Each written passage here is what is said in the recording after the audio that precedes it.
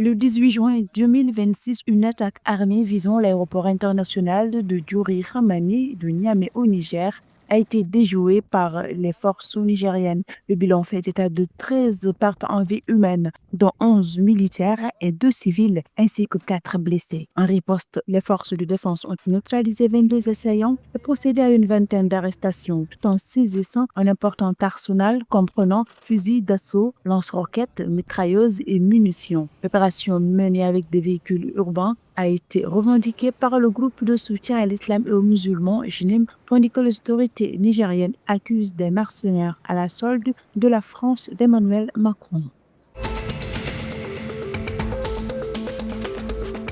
En 2024, le taux de bancarisation strict de l'UEMOA a connu un léger repli passant de 25,6% à 25,2%. La BCEAO attribue cette baisse de 0,4 points à la clôture massive des comptes inactifs en application de la réglementation communautaire sur les comptes dormants. En classement régional, le Bénin maintient sa position de leader avec 38,2% devant la Côte d'Ivoire, 33,6% et le Togo, 30,9%. Le Burkina Faso affiche un taux de 23,4%, devançant ainsi légèrement le Sénégal, 23,1%.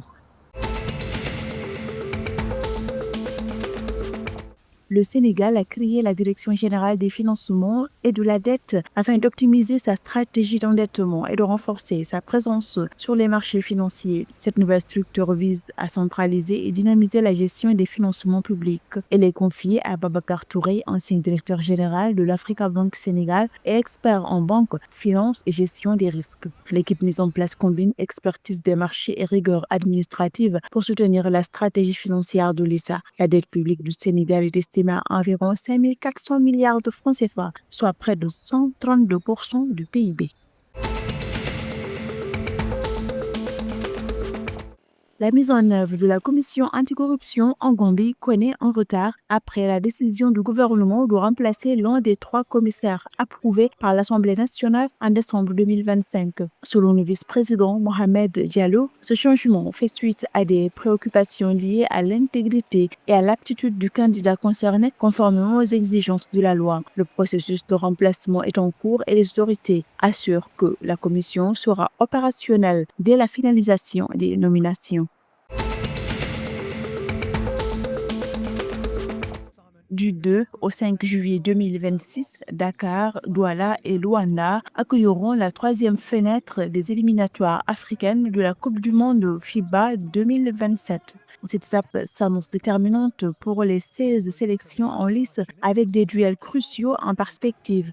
Parmi les affiches les plus attendues, la Tunisie retrouvera le Nigeria à Luanda, tandis que l'Égypte affrontera le Mali. À Douala, le Cameroun et le Cap-Vert se disputeront une rencontre équilibrée. Enfin, au stadium Marius Ndiaye de Dakar, le Sénégal tentera de prendre sa revanche face à la Côte d'Ivoire après sa défaite lors du premier affrontement. La 20e édition de la Coupe du monde masculine de basketball se déroulera au Qatar du 27 août au 12 septembre 2027.